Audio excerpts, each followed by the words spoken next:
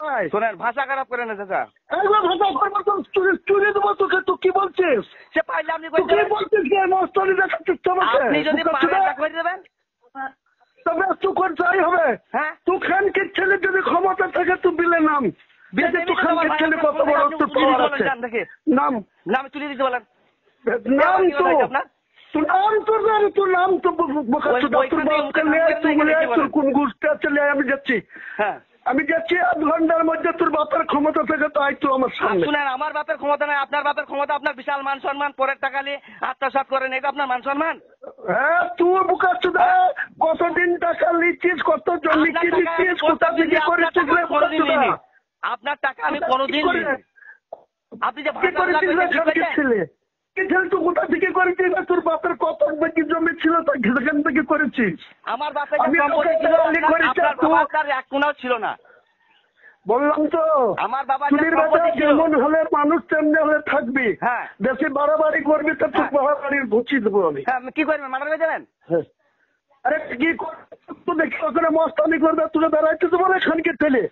ও বাবা, আপনি যদি আমাকে মারেন না, আমার মেলা ভাই ভাই আছে, আমার বালকা মিলিস। আচ্ছা আচ্ছা আচ্ছা, তোমার বালকা হ্যাঁ সবাই পাঁচ দিচ্ছে, সেখানে যদি আমার ভাই তো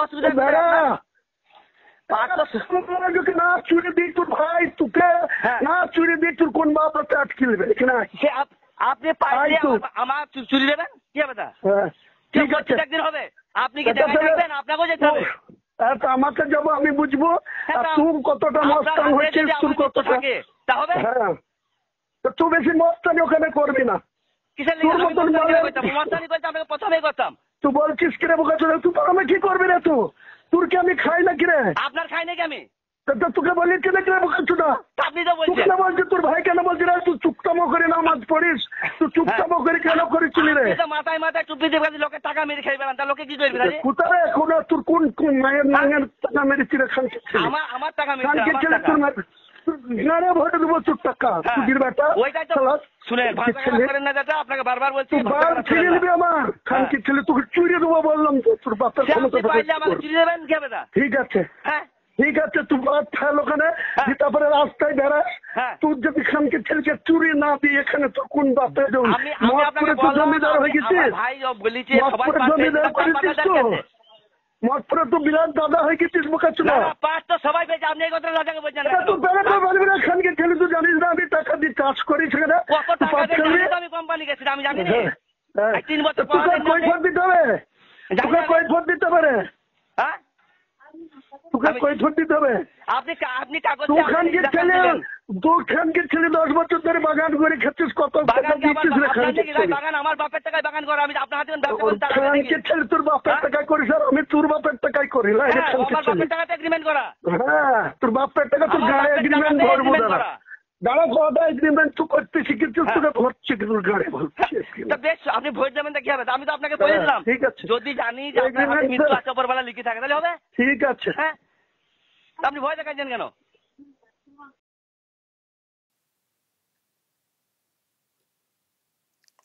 দর্শক, দুঃখিত এই অডিও এইভাবে মানে শোনালাম বা আমার চ্যানেলে দিলাম। আসলে কিছু করার নেই। এইসব যারা মানুষ, তাদেরকে চিনতে গেলে, তাদের চাল চরিত্র বুঝতে গেলে অনেক সময় মানে চালাতে হয়, দেখাতে হয়। ঠিক যেমনটি আনকাট শুনিয়েছিলাম বীরভূমের কেষ্টর কল রেকর্ড, পুলিশকে খিস্তি। দর্শক নিশ্চয়ই মনে আছে। সেটা চালিয়েও বলেছিলাম যে সরি, চালাতে বাধ্য হলাম। আসলে এখানকার লোকজনদের যা সব দেখছি আচার আচরণ, তো সেটাকে এক্সপোজ করতে গেলে আমাকে চালাতে হয়। তো এটাও একটা কল রেকর্ড এসছে। গলা শুনে কি বুঝতে পারছেন মানে কার কথা? এই যে চরম যে খিস্তি দিয়ে যে কথাটা একদিক থেকে যাচ্ছিল, তো এটা কার গলা দর্শক বুঝতে পারছেন? আমাকে সোশ্যাল মিডিয়াতে কেউ কেউ বলছেন যে ইনি হচ্ছেন টিএমসির একজন এমএলএ, এবং গলা নাকি খুব মানে চেনা নাকি খুব সহজ। দর্শক, আপনারা কি চিনতে পারছেন গলাটা কার গলা? টিএমসি এমএলএ বলে মানে বলা হচ্ছে সোশ্যাল মিডিয়াতে। আমি খানিকটা আন্দাজ করছি, কিন্তু আন্দাজে তো এরকম বলা যায় না। আপনারা একটু নিশ্চিত করে দেবেন এটা কার গলা, যে এইরকম মানে খিস্তি, টাকা পয়সার ব্যাপারে শুনছিলেন নিশ্চয়ই, টাকা পয়সা খাওয়া খাওয়ি মারামারি এইসব কথা কোনে উঠে আসছিল। কিন্তু যদি সত্যি একজন এমএলএর এই কথা হয়ে থাকে, তো দর্শক তাহলে কি বলবেন, কি আর বলবেন। যেটা বলছিলাম কেষ্টর কথা, যদিও আমি আর ওই একবারই শুনিয়েছি, একবারই কেষ্টর ওই শুনিয়েছিলাম, আর আমি আপনাদেরকে পুরো অডিও রেকর্ড আর শোনাইনি। তো যদি এই রকম হয় লোকজনদের, এটাও টিএমসি এমএলএ এর কথা বলা হচ্ছে, আমি দর্শক জানি না, আপনারা নিশ্চয়ই নিশ্চিত করবেন। তো তার মানে কি চলছে, এই টিএমসি কারা করছেন, তাদের মানে তারা কেমন টাইপের মানুষ, তাদের কি ব্যবহার, কি কথা, মানুষের সঙ্গে, যে কোনো মানুষের সঙ্গে কথা বলছেন, হতে পারে যে কোনো একটা ইস্যু, যে কোনো বিষয়, তো সেখানে এত গালাগালি, এত খিস্তি, এত খেউর, এটা কেন? আমি দর্শক আপনাদেরকে ওই যেটা শোনাতে চাইছিলাম, যে কেষ্টর যে সে কল রেকর্ডটা নিশ্চয়ই তো আপনাদের মনে থাকবে। আমি আজকে আরো একবার, আমি আর ওই অডিও আর শোনাবো না, ওই অডিও আর শোনাবো না, পুরোটা আনকাট শোনাবো না, যেটা একবারই আমি শুনিয়েছিলাম আরামবাগ টিভিতে। আরামবাগ টিভি প্রথম এটা সামনে এনেছিল।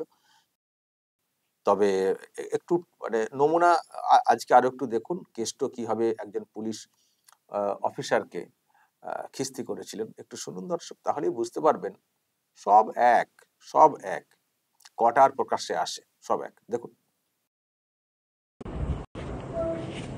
হ্যালো, হ্যাঁ বলুন। তোর পশু ডেপুটেশন দিয়ে তোর বাংলো পর্যন্ত যাব, তোকে বার করে নিয়ে আসবো। বল বল বল বল বল বল বল বল। হ্যালো, বল। আপনি কি বলছেন? আমি অনুব্রত মন্ডল বলছি, তোর বউ দারুণ দেখতে, আমাকে যে নিয়ে এসছে এটা। আরো ছিল দর্শক, নিশ্চয়ই আপনারা শুনেছেন অনেকে। আবারও বলা হচ্ছে এই যে কল রেকর্ড যেটা সামনে এসছে, এটাও নাকি টিএমসির এক নেতা, টিএমসি এমএলএ, সেটাও আবার বলা হচ্ছে। দর্শক তাহলে কি বলবেন, এই দলটা অ্যাকচুয়ালি কারা করছেন, কারা করেন, কে তারা, কেমন তারা, এ তুমি কেমন, তুমি কেমন দল? এরাই আবার বাংলা বাঙালির সংস্কৃতি নিয়ে কথা বলে, দেখবেন, বলেন না, বাংলা বাঙালির সংস্কৃতি সব নষ্ট করে দেওয়া হচ্ছে, বাইরে থেকে লোকজনেরা এসে নষ্ট করে দিচ্ছেন। তো যে কল রেকর্ড সামনে এসছে, এটা তো বলা হচ্ছে টিএমসি এমএলএ এবং এখানকার, ইনি কি সংস্কৃতি বজায় রাখছেন, ইনি কি কথা বলছেন, কিভাবে কথা বলছেন? দর্শক নিশ্চয়ই এ নিয়ে আরো কথা বলা যাবে, আগে আপনারা একটু নিশ্চিত করুন যে কল রেকর্ডটা অ্যাকচুয়ালি কার, সত্যি কি টিএমসি এমএলএ, কে তিনি, বাকিটা আবার পরে বলবো। আর যদি আপনারা এর মধ্যে কিছু বলতে চান, অবশ্যই বলবেন, কমেন্ট বক্সে নজর রাখবেন আরামবাগ টিভিতে।